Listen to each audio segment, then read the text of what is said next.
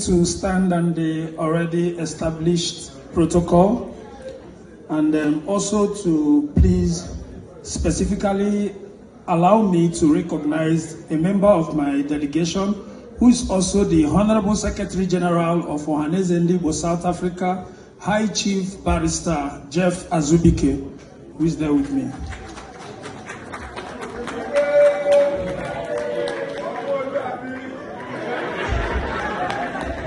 Thank you very much.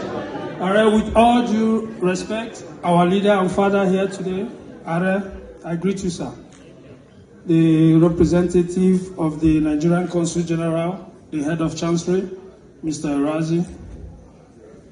It is a thing of joy today to stand here in your midst. Firstly, for me as an individual, and also for the organization